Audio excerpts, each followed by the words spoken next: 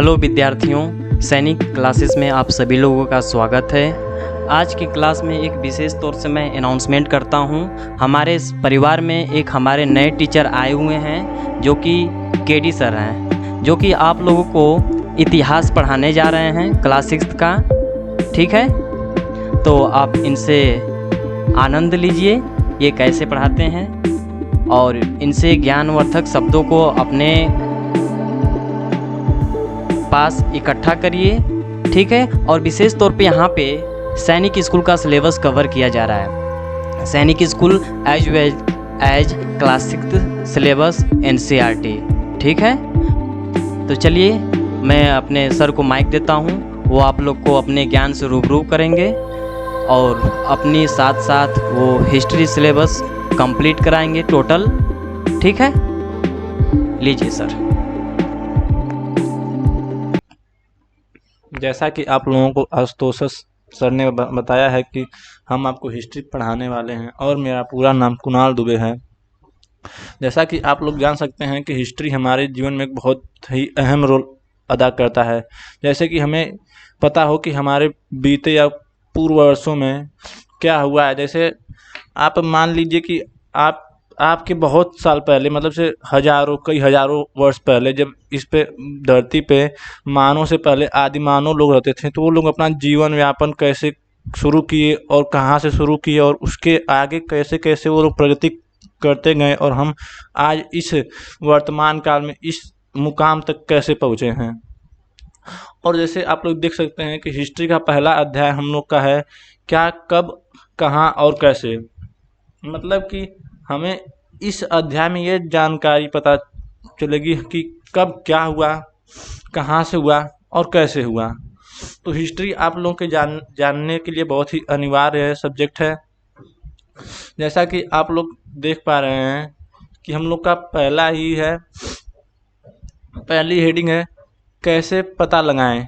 किसी भी चीज़ में हम लोग कैसे पता, जैसे किसी भी चीज़ का पता लगाना होता है तो उसको कैसे पता लगाएं। यह जानने के लिए कि कल क्या हुआ था, तुम रेडियो सुन सकते हो, टेलीविज़न देख सकते हो या फिर अखबार पढ़ सकते हो। जैसा कि आप लोग जानते हैं कि जैसे अगर हम लोग के मान लीजिए हम लोग के पास्ट या बीते हुए कल में कुछ घटना होती तो हम लोग को रेडियो, टेलीविज़न और अखबार के माध्यम से ये पता चलता है कि हम लोग के बीते हुए कल या परसों में क्या हुआ था। तो ये तो 1-2 दिन के लिए ही पता चलता है, मान लीजिए 1 हफ्ते तक का पता चल जाएगा। लेकिन उससे और ज़्यादा पीछे, मान लीजिए आपको कई साल वर्ष पीछे, कई 10 साल वर्ष, 100 साल वर्ष पीछे क्या क्या हुआ था, उसके बारे में ही इतिहास ही आपको बता सकता है।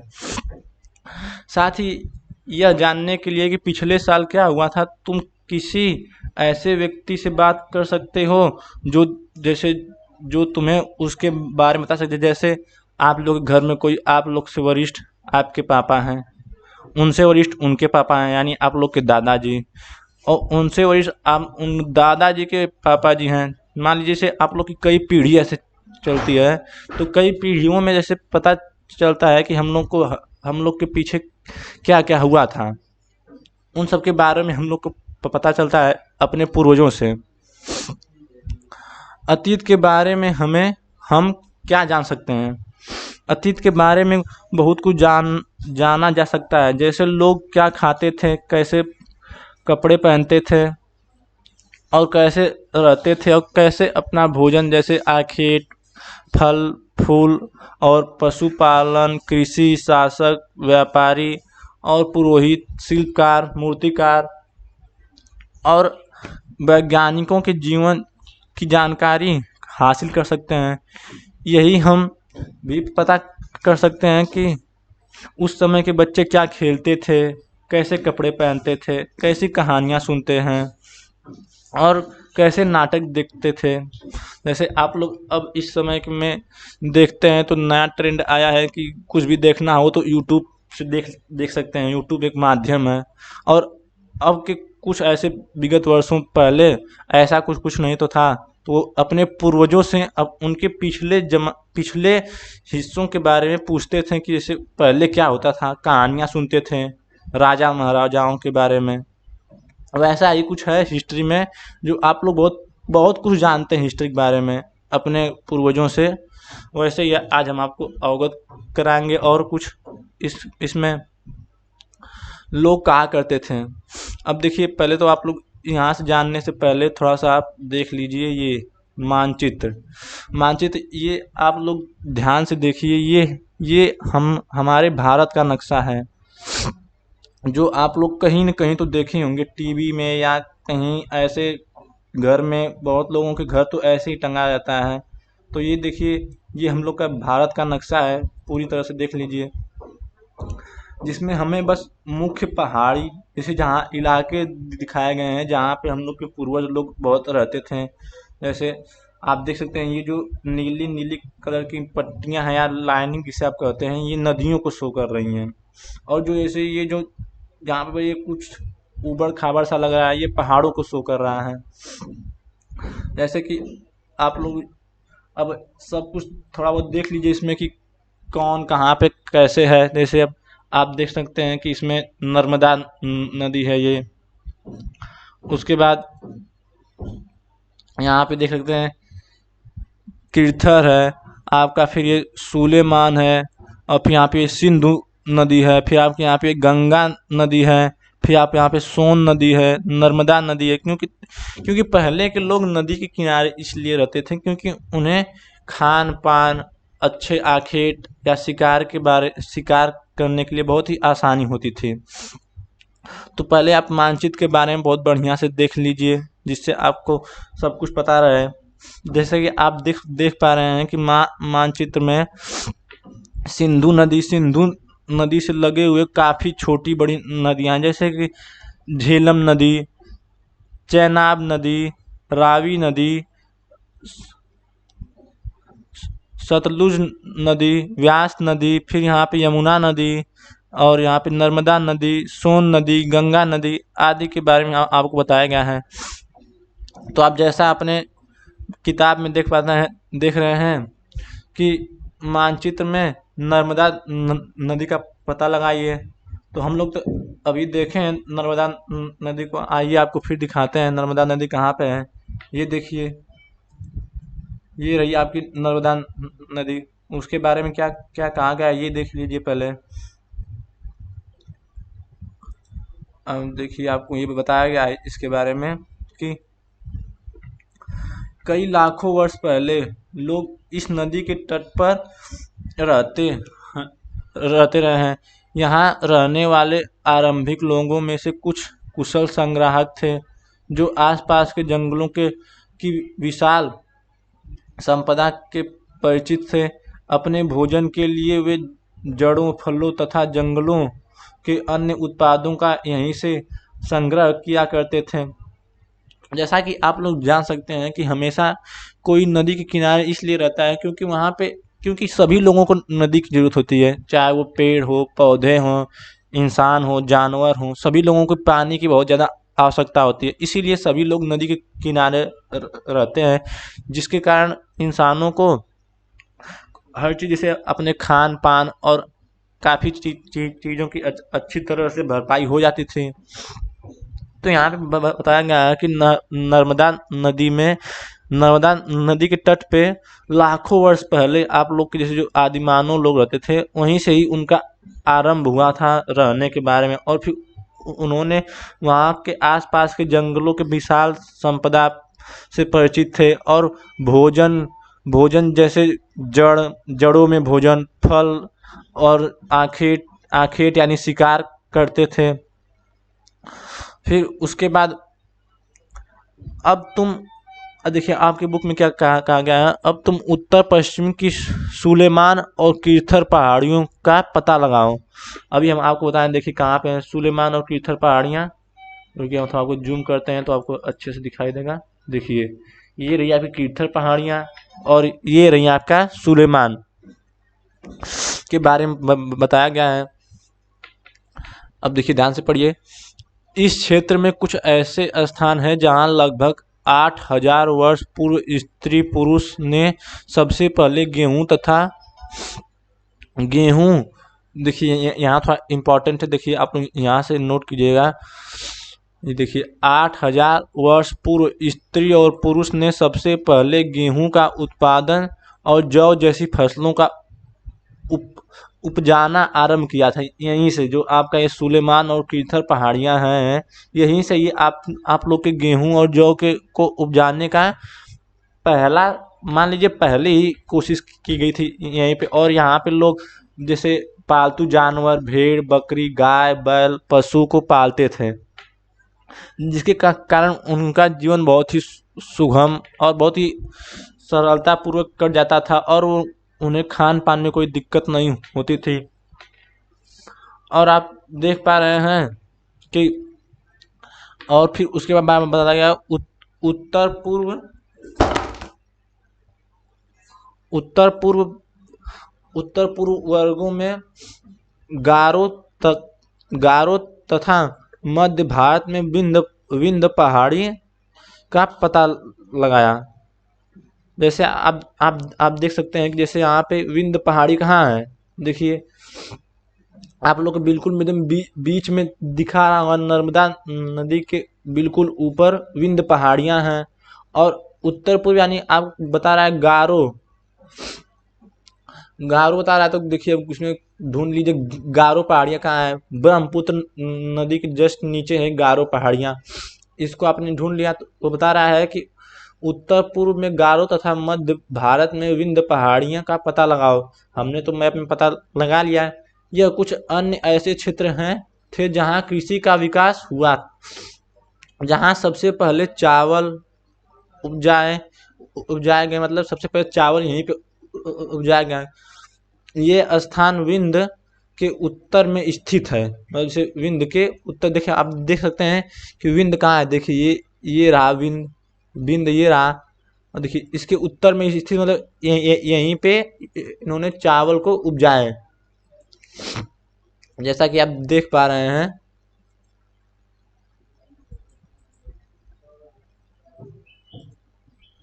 अब देखिए और नीचे आइए, मानचित्र पर सिंधु तथा इसकी सहायक नदियों का पता लगाने का प्रयास करें।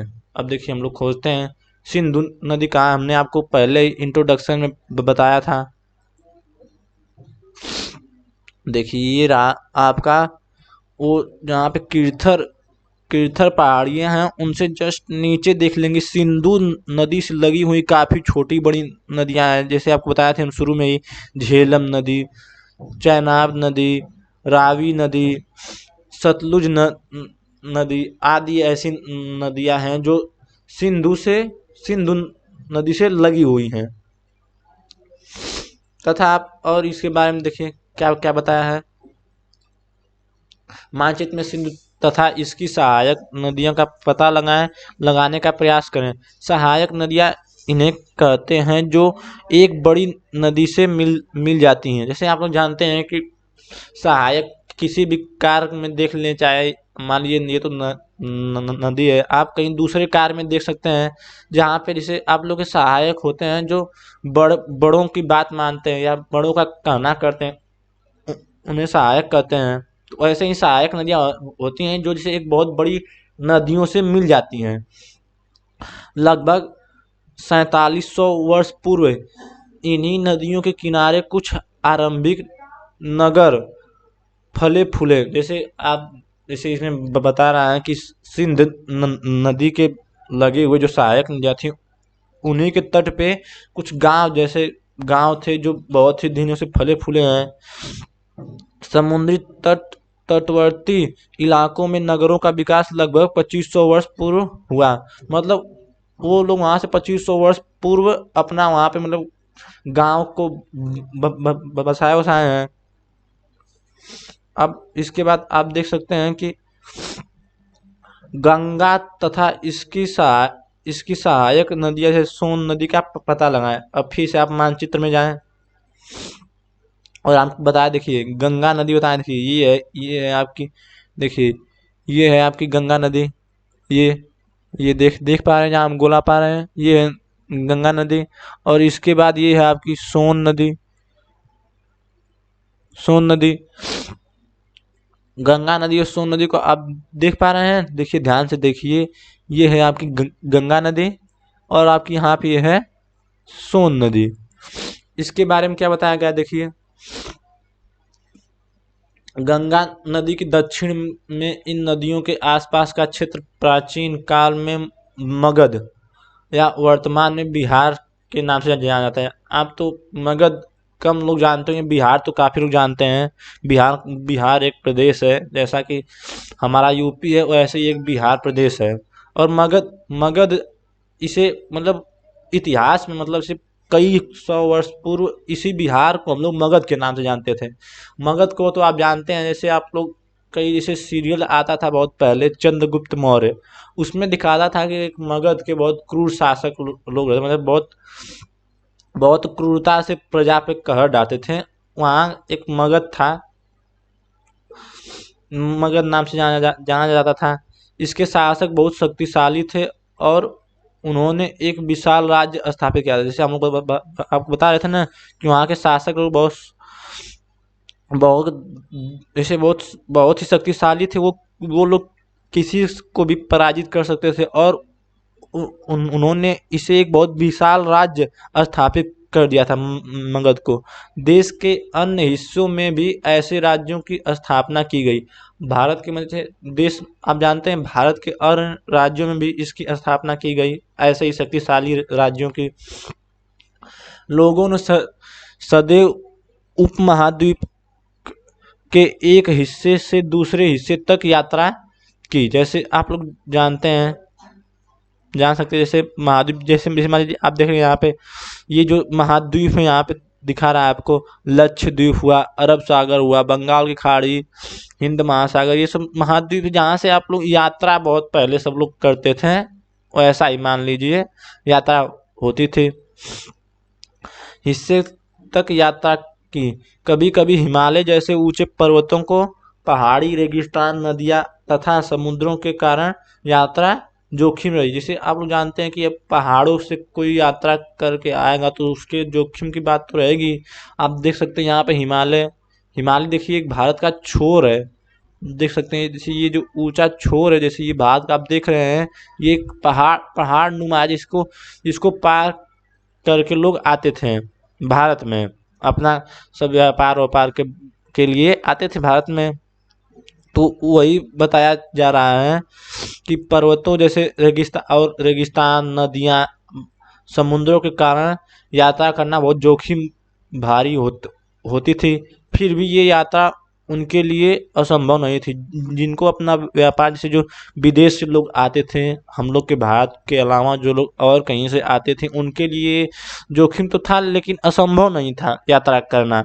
अतः कभी कभी लोग काम की तलाश में, तो कभी प्राकृतिक उत्पदा आपदा, मतलब इसे आपदाओं के लिए, इसे मैं भूकंप, सुनामी, इसे ही प्राकृतिक आपदाएं कहते हैं, के लिए के कारण एक स्थान से दूसरे स्थान पर जाया करते। जैसे मान लीजिए कोई कोई भारत के निचले हिस्से में है, तो जहाँ पे उससे लगे हुए समुद्र हैं, वहाँ से अगर मान लीजिए सुनामी उनामी आती है, तो वहाँ से वो लोग अपना स्थान स्थान एक स्थान से दूसरे स्थान पे हमेशा यात्रा करते थे। तो वही वही बता रहा है। अतः कभी लोग काम की तलाश में तथा कभी प्राकृतिक आपदाओं के कारण एक स्थान से दूसरे स्थान की यात्रा करते थे। कभी कभी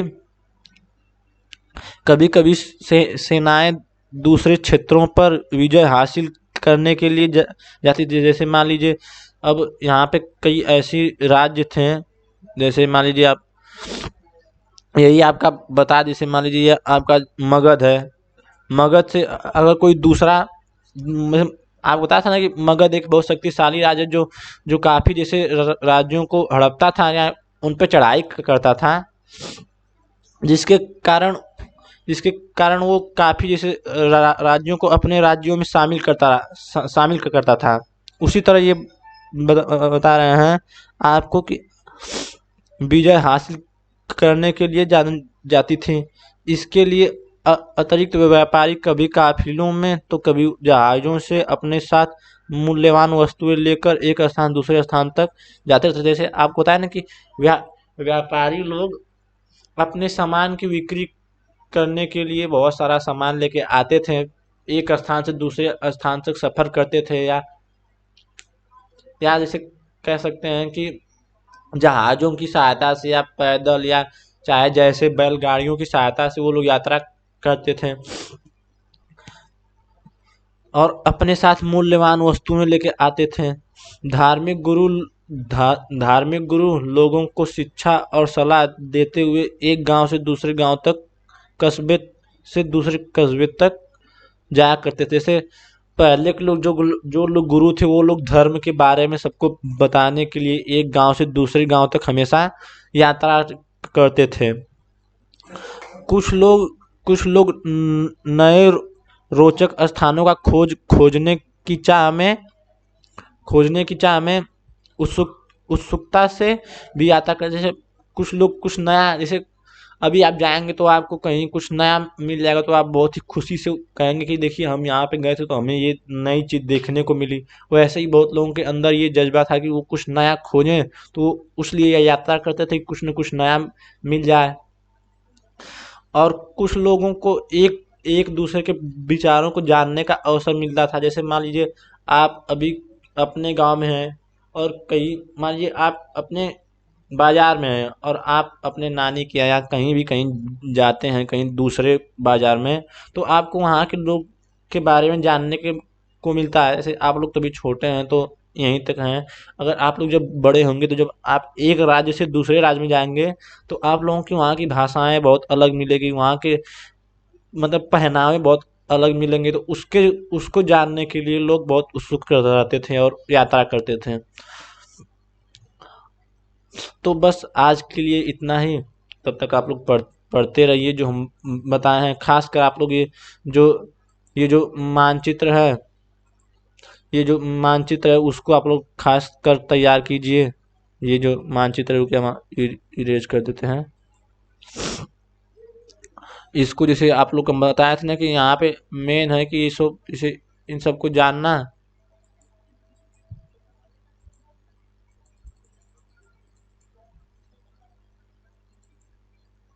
तो जैसे आप लोग को दिखाई दे रहा है कि ये हमने बोला था, ये सिंधु नदी है। सिंधु नदी से लगी हुई काफ़ी छोटी बड़ी नदियां हैं, और आपकी यहाँ पे गंगा नदी है, ये विंध्य पहाड़ियाँ हैं, और ये नर्मदा नदी। चलिए हम आपको एक बार फिर से मैप को मतलब रिवाइज कर देते हैं कि कौन कहाँ कहाँ कैसे हुआ था। तो हम लोगों ने सबसे पहले पढ़ा है कि नर्मदा नदी के किनारे कई लाख वर्ष पूर्व से ही लोग मतलब उसके तट पे रहते थे, और अपना भोजन पानी जैसे जो भी साधन होता था उसको करते थे, और जंगलों के बारे में काफ़ी जानते थे और आखेट करते थे। फिर उसके बाद हमें ये बताया गया कि जो ये कीर्थर और ये आपका ये विंध्य पहाड़ियाँ, कीर्थर और ये सुलेमान पे सबसे पहले गेहूं और जौ की खेती हुई। जैसे आप लोग देखिए यहाँ पे हम किए भी हैं कि कीर्थर और सुलेमान पहाड़ियों का पता लगाओ। आपके मैप में बता रहा है इस क्षेत्र में कुछ ऐसे स्थान थे जहां लगभग 8,000 वर्ष पूर्व स्त्री पुरुष ने सबसे पहले गेहूं और जौ की खोज या सफलतापूर्वक फसलें उपजाई थी। फिर उसके बाद आप जानते हैं कि यहाँ विंध्य पहाड़ियाँ और ये गारो पहाड़ियों पे गारो पहाड़ियों पे सबसे पहले चावल की खेती हुई थी, ये भी आप जान गए हैं। और आपके गंगा नदी और सोन नदी के किनारे बसे हुए काफ़ी गांव थे। तो ऐसा ही आप लोग पहले इस मानचित्र को बहुत अच्छे से समझिए, मानचित्र में क्या क्या है। और आपके पास ये मानचित्र नहीं है तो आपकी किताब में तो दिया ही होगा, वहाँ से आप इसके बारे में कुछ पता कीजिए, थोड़ा बहुत पढ़िए। फिर हम तो हैं ही आपको बताने के लिए। तो बस आज के लिए इतना ही। धन्यवाद।